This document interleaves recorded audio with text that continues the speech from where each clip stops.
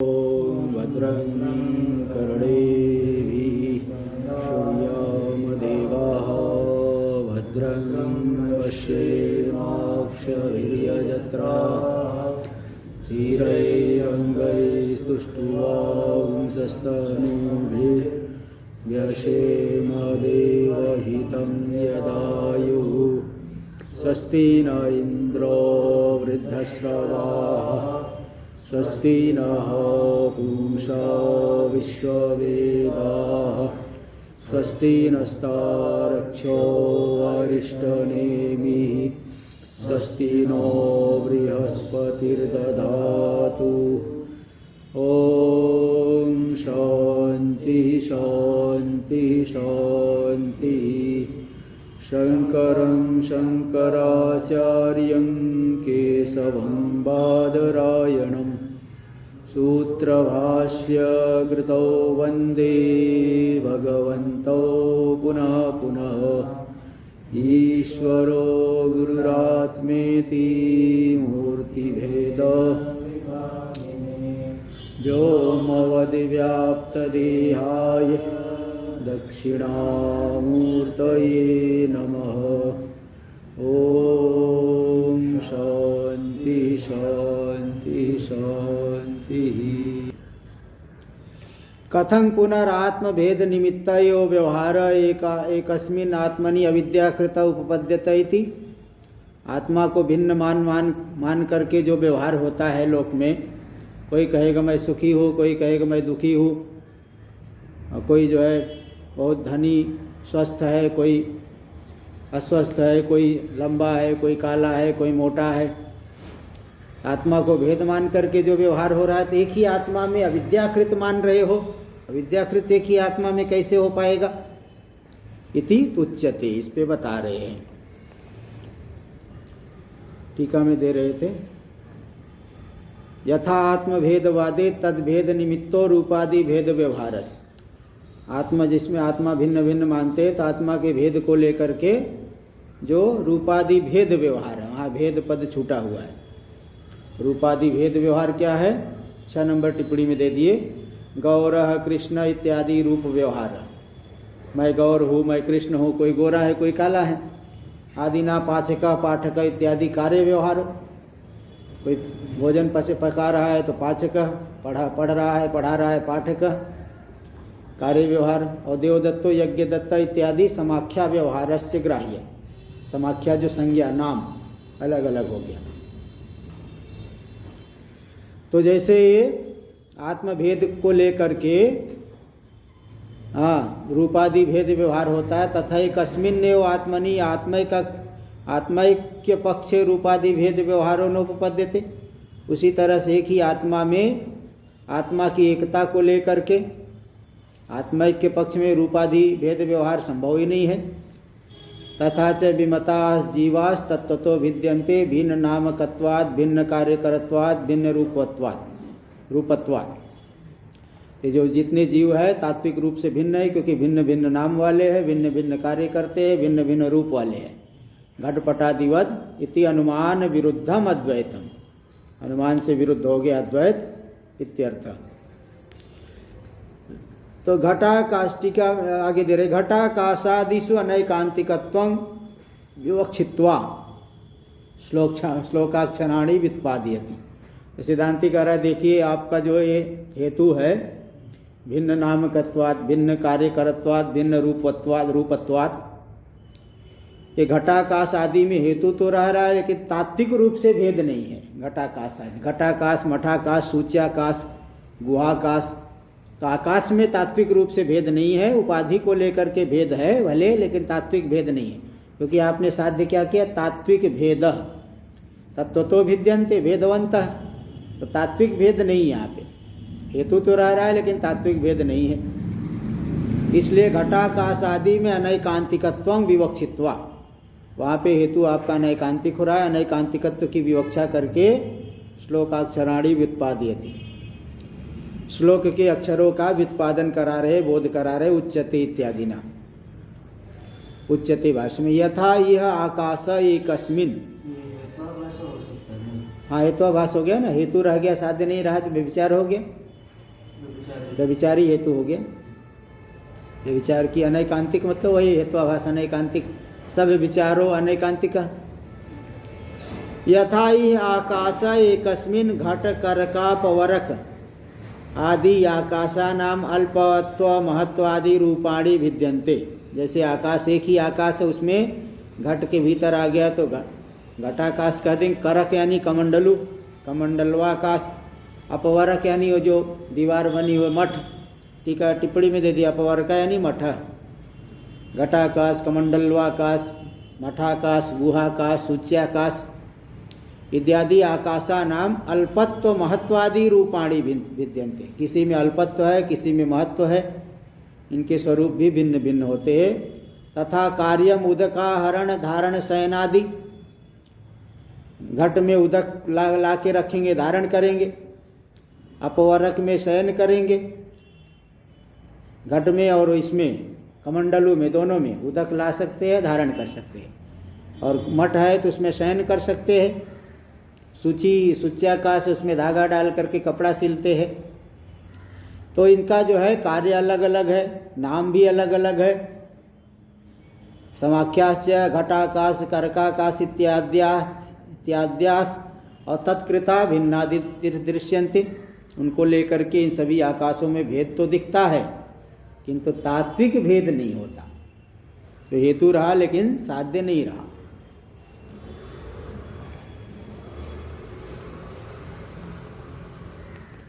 तत्र तत्र वही मतलब व्यवहार विषय इत्यर्थ। व्यवहार के विषय में क्या व्यवहार होता है, 2 नंबर टिप्पणी में दे दिए। घटेन जलम आहर, घट से जल को लाओ। कर के जलम धारय, कमंडल में जल को डालो। मठे शेष्व, मठ में शयन करो। इत्यो माधव व्यवहारे इति यावत्। हाँ, अर्थक्रियाकारित्व प्रयोजन सिद्धि। हाँ, तो आगे देखिए। तत्र तत्र वही मतलब व्यवहार विषय ये बता दिए। टीका में देखिए, शयनादि, शयनादि का अलग कर लेना। शयनादि समाख्याश्च जो है, समाख्याश्च शयनादि विद्यन्ते इति संबंध। शयनादि और समाख्या ये सब भिन्न भिन्न, तो विद्यन्ते के साथ अन्वय करना, विद्यते के साथ अन्वय होगा, अन्वय कर लेना। तत्कृतास्य इति तत्शब्देन विकल्पितो घटाकाश भेदो गृह्यते। जो विकल्पित हुआ है घटाकाश मठाकाश ये सब, उनको लेकर के जो व्यवहार भी अलग अलग ही दिखाई पड़ता है, नाम भी अलग अलग हो जाता है। चकारो अवधारणार्थ, चकार अवधारण के लिए है। तत्कृता एव, तत्कृत उसके उसी के द्वारा किए गए।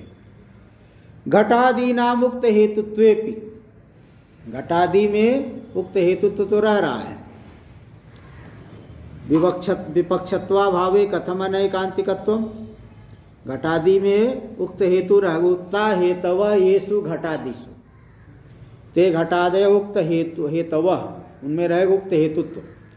ये जो 3 हेतु दिए, भिन्न नामकत्वाद, भिन्न कार्यकरत्वाद, भिन्न रूपत्वाद, ये तीनों हेतु घटादि में रह रहे हैं। तो रह रहा है तो रहने दो, लेकिन व्यभिचारी कैसे हुआ? विपक्षत्वा भावे कथम अनैकांतिकत्व, जब उनका विपक्ष ही नहीं है। निश्चित साध्या भाववान विपक्ष, तो विपक्ष नहीं तो कैसे अनैकांतिक होगा? इसलिए अनैकांतिक तो नहीं होगा, व्यभिचारी हेतु नहीं है। कथम अनैकांतिकत्व इत्याशंका, इसी आशंका होने पर उत्तर दे रहे सर्वोयम, भाष्य में सर्वोयम आकाशे रूपादि भेद कृतो व्यवहारो न परमार्थ एव। आकाश आदि में रूपादि भेद को लेकर के जो व्यवहार हो रहा है वह परमार्थ नहीं है। व्यवहार भेद परमार्थ नहीं है, इसलिए हेतु रहा, साध्य नहीं रहा। तात्विक भेद नहीं रहा, इसलिए साध्य नहीं रहा। परमार्थतस्तु आकाशस्य न भेदोस्ति, परमार्थ में देखा जाए तो आकाश में कोई भेद नहीं है। टीका में उक्ते अर्थे तृतीयं पादं विभजते, इस जिस अर्थ का कथन किए गए उसी अर्थ में तृतीय पाद का विभाजन करे। न च इत्यादि। न च आकाश भेद निमित्तो व्यवहारो अस्ति अंतरेण परोपाधि कृतम द्वारम, अन्य किसी घटपट आदि उपाधि के बिना, उपाधिकृत माध्यम के बिना आकाश भेद निमित्तक कोई व्यवहार होता नहीं है। तो औपाधिक भेद है, वास्तविक भेद नहीं है। इसलिए तात्विक भेद का अभाव होने से विपक्ष बन गया। घटाकाश मठाकाश आदि हेतु रहा लेकिन साध्य नहीं रहा, इसलिए अनैकांतिक हो गया। न च ये तो हो गया। टीका में परोपाधि शब्दे न घट करकादि रुच्यते। परोपाधि शब्द से घट करकादि उपाधि को कहा जा रहा है। दृष्टान्तम अनुद्य दार्ष्टान्तिकम व्याचष्टे।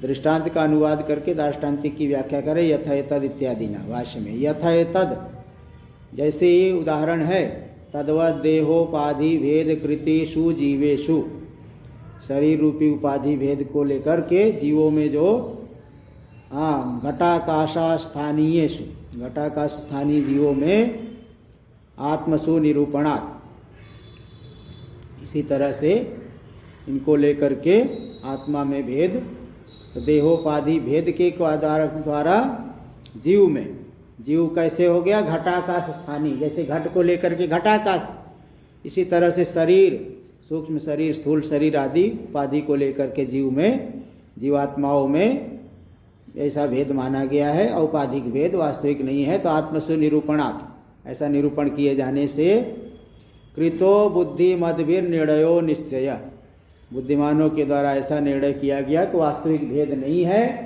औपाधिक भेद है। इसलिए एक ही आत्मा में औपाधिक भेद को लेकर के सकल व्यवहार हो जाएगा। सकल व्यवहार भिन्न नामत्वात्, नाम भिन्न कार्यकरत्वात्, भिन्न रूपत्वात्, हेतु रहने मात्र से आत्मा में तात्विक भेद नहीं सिद्ध हो पाएगा। इसमें उदाहरण के द्वारा समझा दिए। ठीक है, मैं घटाकाशादीनां विपक्षत्वा भावम आशंक्य परिहरति। बोले घटाकाश आदि में आप विपक्षता नहीं, विपक्षत तो नहीं मान रहे हो, यानी तात्विक भेद सिद्धांति नहीं मान रहा है। पूर्व पक्षी कहे वहां तो पारमार्थिक भेद रहता है, घटाकाश अलग है, मठाकाश अलग है। जब पारमार्थिक भेद है तो विपक्ष नहीं हुआ, साध्य रह गया। साध्य का निश्चय हो तो सपक्ष हो गया, विपक्ष नहीं हुआ। तो घटाकाश आदि में विपक्षत्व का अभाव है, विपक्षत्व के अभाव की आशंका करके परिहार कर रहे न। तो कारिका नंबर 7, नाकाशस्य घटाकाशो विकारावयवो यथा नैवात्मन सदा जीवो विकारावयवो तथा।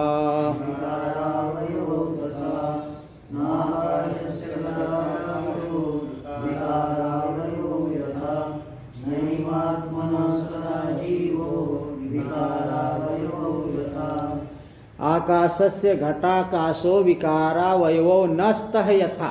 यथा उदाहरण दे रहे, जैसे आकाश में घटाकाश न तो कोई विकार हुआ, न तो उसका कोई अवयव है।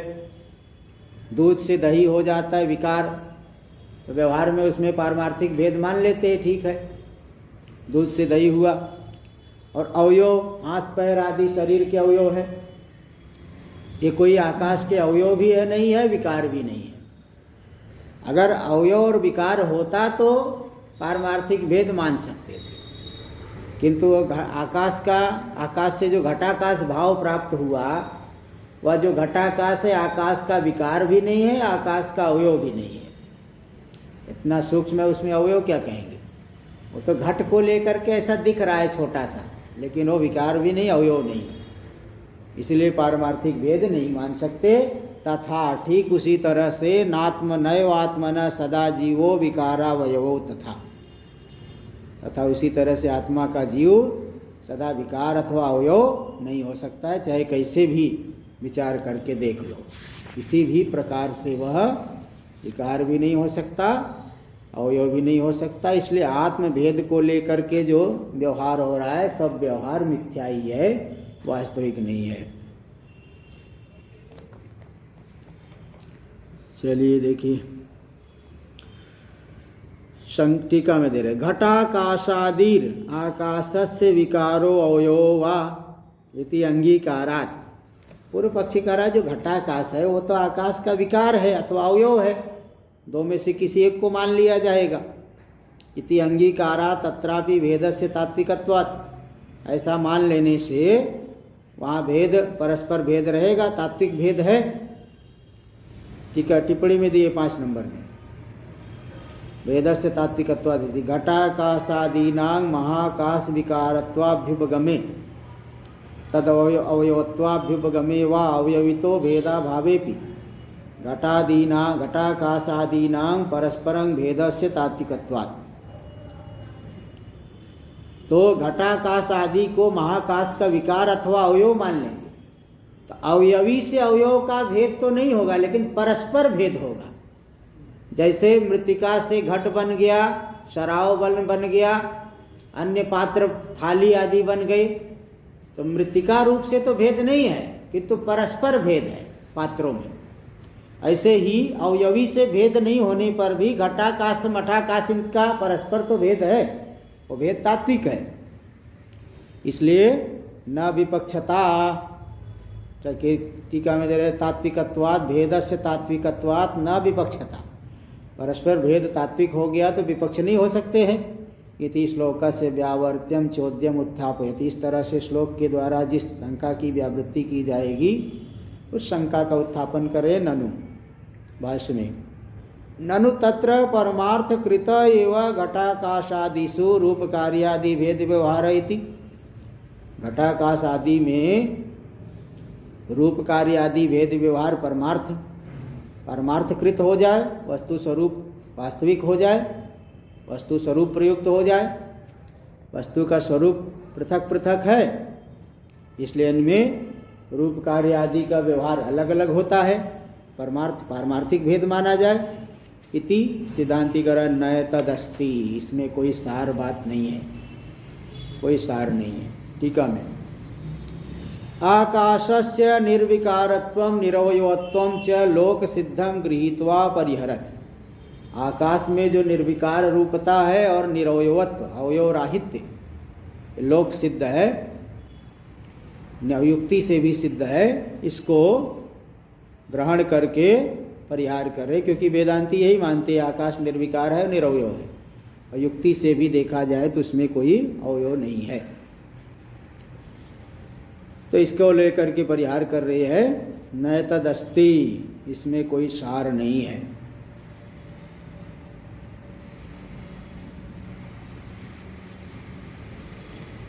न तदस्ति, इसमें कोई सार नहीं, कोई गलत ठीक बात नहीं। यस्मात् परमार्थाकाशस्य घटाकाशो न विकार, जैसे परमार्थाकाश यानी उपाधि से रहित जो महाकाश है, 1 नंबर टिप्पणी में दे दिए परमार्थाकाशस्य, यानी फिर परमार्थाश्रम का आकाश लेना पड़ेगा, परमार्थ निकेतन जाओ वहाँ का आकाश, परमार्थाकाश यानी परमार्थाश्रम का आकाश नहीं, निरुपाधिक जो आकाश है। तो निरूपा किसी उपाधि के जो महाकाश है, उस महाकाश का विकार नहीं है घटाकाश। यथा यस्मात् परमार्थाकाशस्य घटाकाशो न विकार, घटाकाश उसका विकार नहीं। यथा सुवर्ण से रुचकादिर, जैसे सुवर्ण का रुचक जो है, रुचक आभूषण एक है माला, 2 नंबर टिप्पणी में, रुचक ग्रीवाभरणम, ग्रीवा जो है गले में पहनने वाला जो आभरण माला। साम्व्यावहारिकम व रूपकम, निष्क अपर पर्याय, निष्क जो है सोने की माला को निष्क भी कहते हैं, निष्क जिसको कहते हैं ऐसा ये साम्व्यावहारिक रूपक दे रहे हैं, व्यवहार वाले उदाहरण को दे रहे हैं। तो सुवर्ण से रुचकादिर यथा, सुवर्ण का जो रुचक आदि है वह जैसे सुवर्ण का विकार होता है, यथा व अपांग फेन बुद्बुद हिमादि, जैसे जल का फेन विकार है, बुद्बुद आदि, फेन बुद्बुद हिम आदि, ये सब जल के विकार हैं। ऐसे घटाकाश कोई विकार नहीं है, ये व्यधिकरण दृष्टांत है, वैधर्म दृष्टांत। जैसे ये सब तो विकार है, लेकिन घटाकाश आकाश का विकार नहीं है। ठीक, अच्छा हाँ, नापि अवयव यथा वृक्ष से शाखा आदि, जैसे वृक्ष के शाखा होते हैं, घट का कपाल होता है, पट का तंतु अवयव होता है, ऐसे महाकाश का अवयव घटाकाश ऐसा नहीं होता। ये भी वैधर्म दृष्टांत। टीका में देख लीजिए। घटाकाशादिराकाशाख्यस्य महाकाशस्य अवयवो न भवति। घटाकाशादि महाकाश आकाश संज्ञक जो महाकाश है उसके अवयव नहीं होते। इत्यत्र व्यतिरेक दृष्टान्तम, इस विषय में व्यतिरेक दृष्टांत दे रहे। यथा वृक्ष से शाखा आदि, जैसे वृक्ष की शाखा आदि है अवयव है, ऐसा कोई अवयव नहीं। उक्त दृष्टान्ता नाम दाष्टान्तिकम आह। उक्त दृष्टांत के लिए दाष्टान्तिक बता रहे। न तथा आकाश से घटाकाशो विकारा यवयव यथा। उसी तरह आकाश का घटाकाश विकार अवयव जैसे नहीं है, तथा नयो आत्मनः परस्य परमार्थ सतो महाकाश स्थानीयस्य घटाकाश स्थानीयो जीव सर्वदा सदा सर्वदा यथोक्त दृष्टान्तवत् न विकारो नापि अवयव। इसी तरह से जो आत्मा परमार्थ सत्य है, महाकाश स्थानीय है, उस आत्मा का घटाकाश स्थानीय जीव कभी भी विकार नहीं हो सकता है। उस दृष्टांत के बल से ही समझ लीजिए, न तो विकार है न तो अवयव है।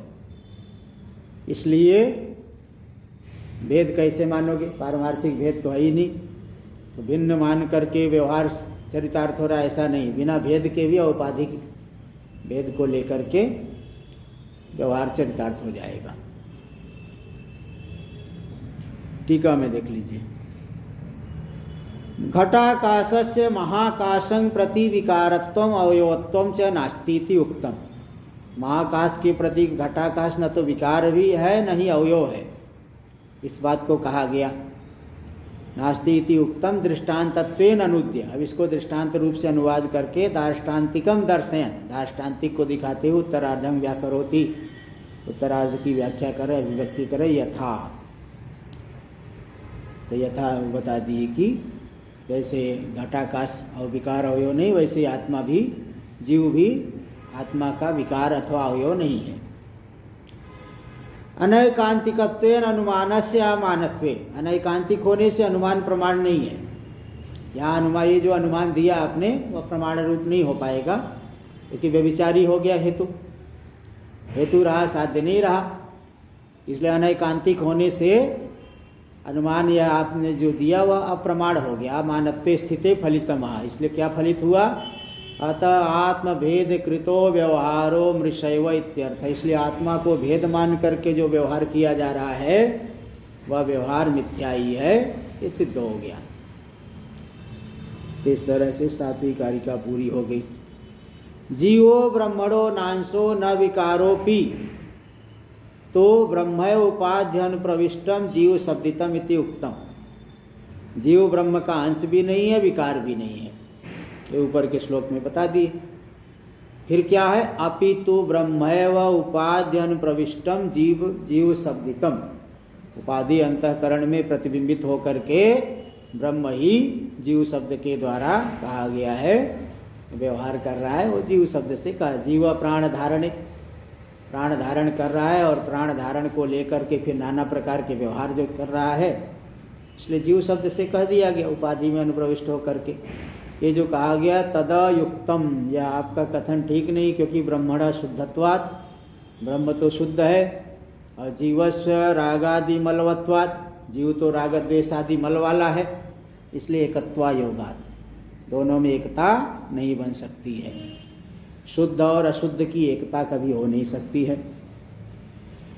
इत्याशंक्य, ऐसी आशंका को उत्थापन करके बता रहे हैं कि परमार्थतो जीवस्यापि नापि मलवत्वम। परमार्थ में जीव भी में भी कोई मलिनता, कोई दोष नहीं है, कोई न्यूनता नहीं है, इसलिए एकता बन जाएगी।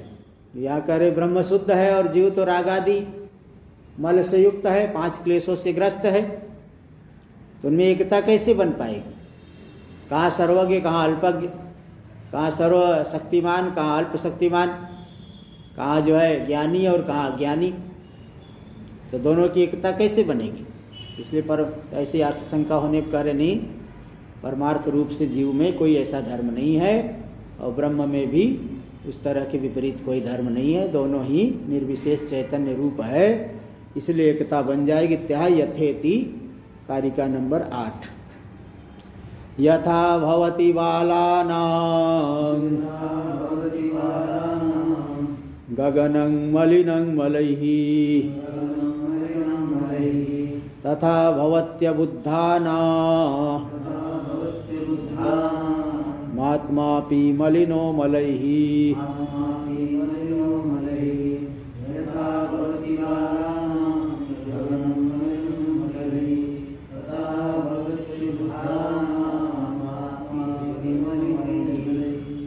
यथा बालानां मलैः गगनं मलिनं भवति तथा बुद्धानामपि आत्मा मलैः मलिनो भवति।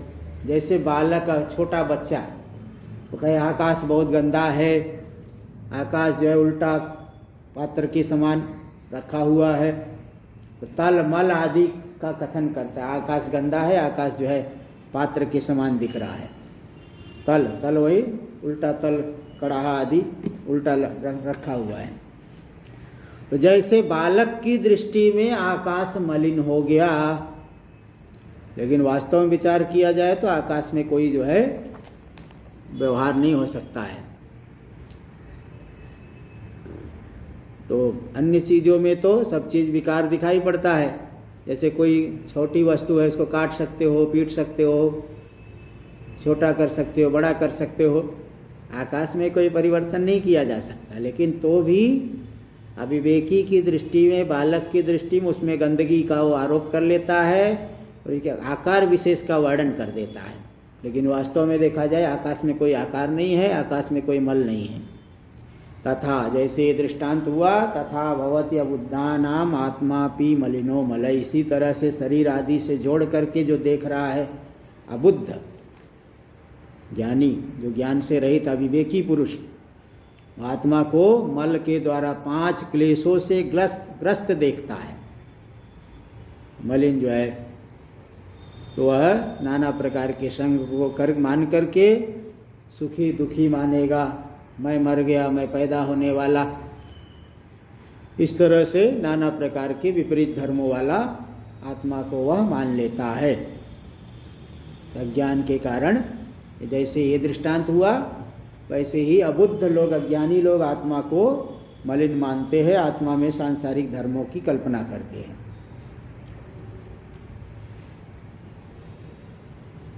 तो यहाँ श्लोकस्य तात्पर्य, श्लोक का तात्पर्य क्या है उसको दिखा रहे। यस्मादिति, यस्माद् यथा घटाकाशादि भेद बुद्धि निबंधनो रूप कार्यादि भेद व्यवहार। घटाकाश आदि जो औपाधिक भेद है, उस औपाधिक भेद बुद्धि मूलक निमित्तक है रूप कार्य आदि भेद व्यवहार।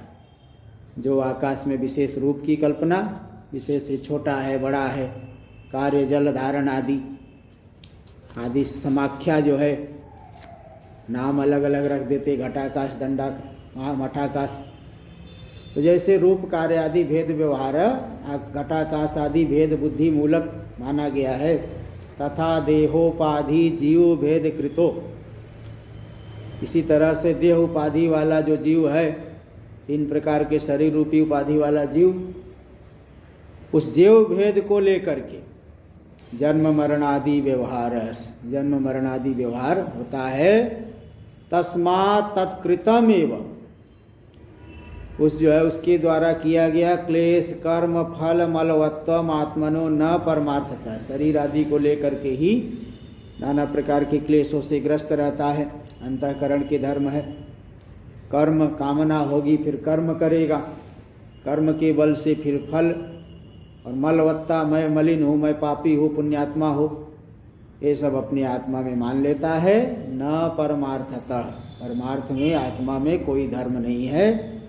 इत्येतम अर्थं दृष्टान्तेन प्रतिपिपादयिषन् आह। इसी अर्थ को दृष्टांत के द्वारा प्रतिपादन करने की इच्छा से, विवक्षा से, कहने की इच्छा से कह रहे हैं। यथा भवति, टीका में देख लीजिए।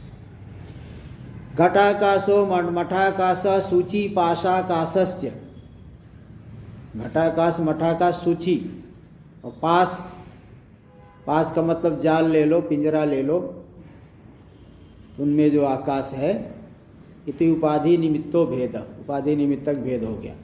तद विषया बुद्धि, उस भेद विषयक औपाधिक भेद विषयक बुद्धि ज्ञान हुआ। तत्प्रयुक्तो रूप भेदो, रूप भेद घटाकाश छोटा है, मठाकाश बड़ा है, सूच्याकाश बहुत ही छोटा है, रूप भेद मालूम पड़ गया। फिर अर्थ क्रिया भेद, उनमें भिन्न भिन्न प्रयोजन की सिद्धि हो रही। घट में पानी ला के रह रहे, मठ में सो रहे हैं। नाम भेदश्च, नाम भी अलग अलग हो गया। इति व्यवहारो नभसी यथा उपलभ्यते, ये सब व्यवहार जैसे आकाश में उपलब्ध होते हैं।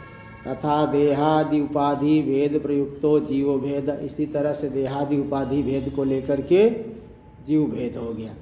और तत्कृतो, शरीर आदि उपाधि में समस्या आ रही है, उसको लेकर के जनन मरण सुख दुखादि व्यवहारो व्यवस्थितो, जनन मरण सुख दुखादि व्यवहार जैसे व्यवस्थित दिखाई पड़ते। यस्माद् आस्थीयते, माना जाता है। तस्मात् तेन अविद्या विद्यमानेन कृतम एवं, उस अविद्या से जो विद्यमान है, भ्रांति से, रज्जु का सर्प भ्रांति से दिख रहा, ज्ञान से दिख रहा है, उस अविद्या से विद्यमान वस्तुओं के द्वारा कृतम एवं आत्मनो रागादि मलवत्वम, अविद्या विद्यमान पदार्थों के द्वारा, व्यवहारों के द्वारा आत्मा में रागादि मलवत्ता, कुछ मलिनता आदि मानी गई है। न वस्तु तो अस्ति, वास्तव में आत्मा में कोई भी ये सब विपरीत धर्म नहीं है, मलिनता नहीं है, सांसारिक धर्मों का अभाव है उसमें।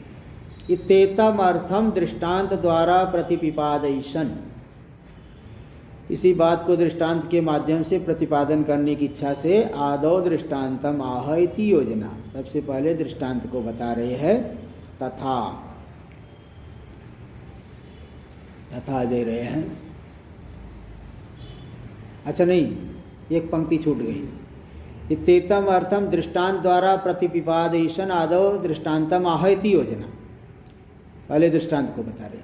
दृष्टांत भाग निविष्टानि अक्षराणि व्याचष्टे, दृष्टांत भाग में जो अक्षर निविष्ट है उनको पहले दिखा रहे हो। जो गगन वाला दृष्टांत दिए, यथा भवति बालानाम गगनम मलिनम मलय, इसको दिखा रहे, यथा इत्यादि नाम। यथा भवति लोके बालानाम यानी अविवेकी नाम, बालक का मतलब कोई दूध पीने वाला होगा तभी, वो नहीं, अविवेकी, जब तक विवेक नहीं हुआ है, चाहे बूढ़ाई हो गया तो भी बालक ही है वो, अविवेकी नाम। गगनम आकाशम घन रजो धूमादि मलयर मलिनम मलवत, बहुत ज़्यादा बादल छा गए, कहीं बहुत गंदा दिख रहा है, रज धूल उड़ने लगी, धूम आदि ज़्यादा हो गए हैं। यहाँ चारों तरफ फैक्ट्री आदि रहते हैं। दिल्ली में बता रहे बहुत ज़्यादा अभी पोल्यूशन हो गया है, तो बहुत ज़्यादा गाड़ियाँ चल रही है और कुछ फैक्ट्री आदि है तो पोल्यूशन ज़्यादा हो गया है।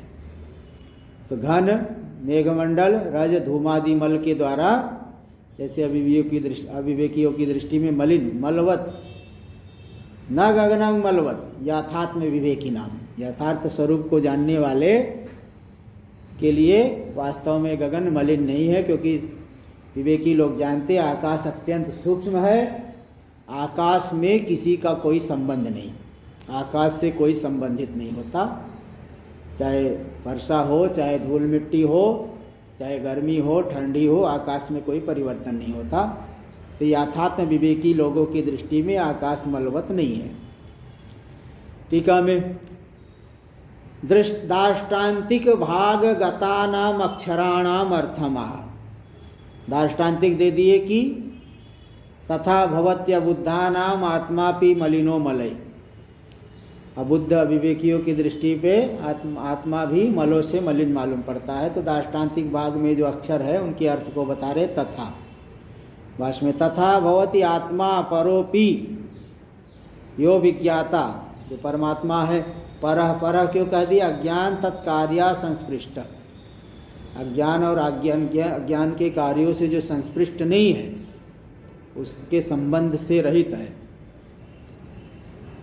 वह। अच्छा, 2 नंबर टिप्पणी में भी दे दे, धूमादित्यत्र आदिना निहारो ग्राह्य, धूमादि पद से, आदि पद से निहार मतलब कोहरा, आजकल ठंडी में कोहरा पड़ता है, उसको ले लेना। तो परोपि, इसी तरह से जो अज्ञान और अज्ञान के कार्यों से असंस्पृष्ट आत्मा है, यो विज्ञाता, जो विज्ञाता प्रत्यक, जो प्रत्यक चैतन्य है, क्लेश कर्म फल मलयर मलिनो, क्लेश, 5 प्रकार के क्लेश क्या क्या है?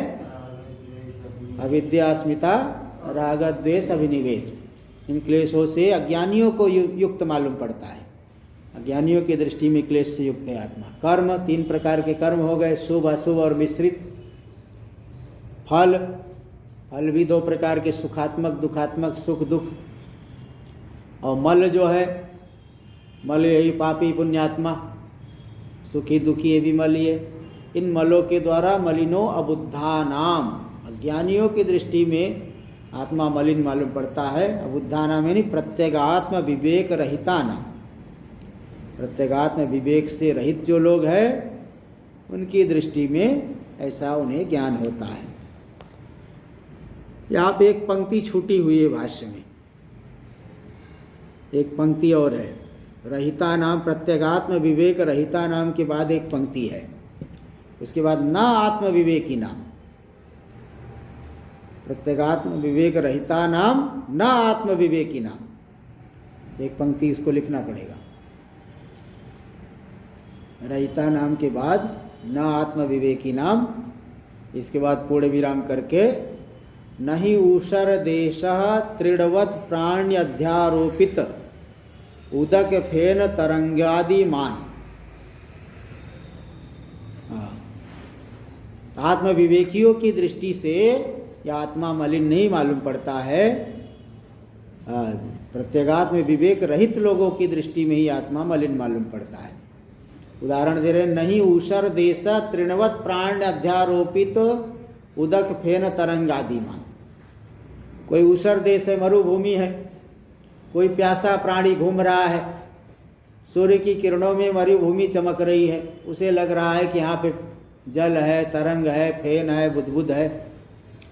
तो जैसे ऊषर देश प्यासे प्राणी के द्वारा अध्यारोपित उदक फेन तरंगादि मान नहीं होता है। उसके द्वारा कितना भी अध्यारोप हो तो भी वह उदक फेन तरंगादि मान ऊषर देश नहीं होता है। तथा यहाँ तक जो है पंक्ति है, नात्म विवेकी नाम पूर्ण विराम नई ऊषर देश तृणवत प्राण्य अध्यारोपित उदक फेन तरंगादि मान। यहाँ पूर्ण विराम। अब तथा यहाँ तक इतना छूटा हुआ है।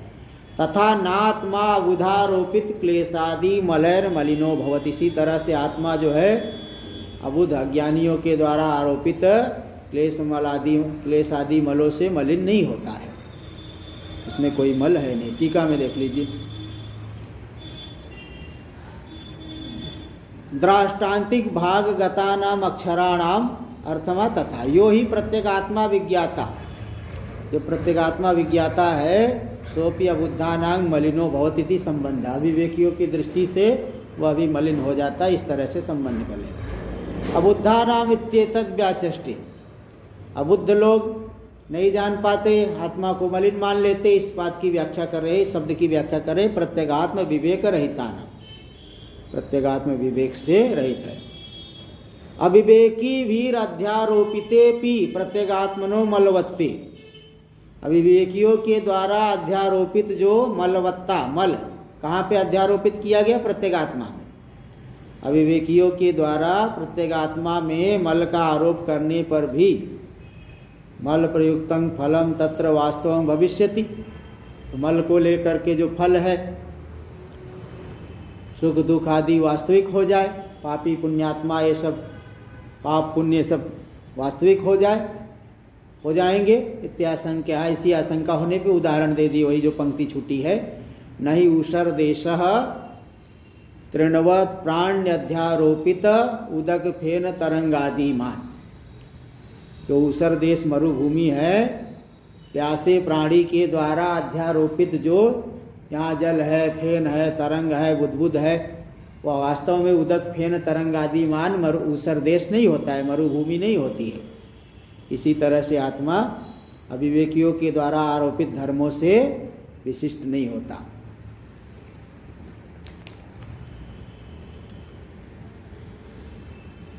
तो पूरा हुआ। नहीं थी ननु जीवो मरणानंतरम धर्मानुरोधेन स्वर्गम गच्छति। पूर्व पक्षी कह रहा है, देखिए हमने इस शास्त्र में ही कर्मकांड भाग में वेद में ही आया है, कठोपनिषद में भी आया है यथा कर्म यथा श्रुतम योनि मन्ये प्रपद्यन्ते शरीरत्वाय देहिना स्थाणु मन्येनुसयन्ति यथा कर्म यथा श्रुतम। कोई कोई प्राणी जो है अन्य मातृ योनि की प्राप्ति करेंगे, बालक रूप में पैदा लेते हैं। स्थाणु मन्येनुसयन्ति, कुछ लोग वृक्ष आदि योनि की प्राप्ति कर लेते, कुछ कीट पतंग आदि हो जाते हैं। यथा कर्म यथा श्रुतम, जैसा कर्म किए हैं, जैसा चिंतन आदि किए हैं, उसके आधार पर अगला शरीर आदि मिलता है। पुण्य कर्म किए हैं तो मरण के अनंतर स्वर्ग की प्राप्ति कर लेते हैं। यही आशंका उठा रहे हैं। ननु जीवो मरणानंतरम धर्मानुरोधेन स्वर्गम गच्छति, मरण के पश्चात धर्म के बल से स्वर्ग की प्राप्ति करता है जीव। अधर्म वशाच नरकम प्रतिपद्यते, और अधर्म के बल से नरक की प्राप्ति करता है। धर्मा धर्मयोश्च भोगेन क्षये पुनरागत्य योनि विशेषे संभवति, भोग के द्वारा जब धर्म अधर्म दोनों का क्षय कर लिया, छीड़ कर लिया, तो पुनः वापस आकर के स्वर्ग नरक, स्वर्ग अथवा नरक से वापस आकर के योनि विशेष में उत्पन्न होता है। तो तत्र यावद भोगम स्थित्वा, जब तक उसका प्रारब्ध कर्म है, जब तक भोग है, तब तक वहाँ के पे स्थित होकर के पुनरपि परलोकाय प्रतिष्ठते, दोबारा परलोक के लिए प्रस्थान कर जाता है। एवं यह लोक परलोक संचरण व्यवहार विरुद्धम अद्वैतम, इसी तरह से यहाँ पे भी लोक परलोक संचरण जो व्यवहार हो रहा है, आना जाना आवागमन चल रहा है अनादिकाल से, श्लोक परलोक संचरण व्यवहार आवागमन के विरुद्ध ही अद्वैत है। अद्वैत है तो फिर आना जाना कहाँ से होता है, आवागमन नहीं हो सकता है। इति तत्राह, ये शंका हुई। अब इस विषय में समाधान देंगे। मरणे इति कारिका नंबर 9 आएगा, इसको कल करेंगे। ओम भद्रं कर्णेभिः शृणुयाम देवाः, भद्रं पश्येमाक्षभिर्यजत्राः, स्थिरैरङ्गैस्तुष्ट्वा देवहितं यदायुः। स्वस्ति न इन्द्रो वृद्धश्रवाः, स्वस्ति नः पूषा विश्ववेदाः, स्वस्ति नस्तारक्षो अरिष्टनेमिः, स्वस्ति नो बृहस्पतिर्दधातु। ॐ शान्ति शान्ति शान्तिः। शङ्करं शङ्कराचार्यं केशवं बादरायणं सूत्रभाष्य कृतौ वन्दे भगवन्तौ पुनः पुनः। ईश्वरो गुरुरात्मेति मूर्तिभेदविभागिने व्योमवद्व्याप्तदेहाय दक्षिणामूर्तये नमः। ॐ शान्ति शान्ति शान्तिः।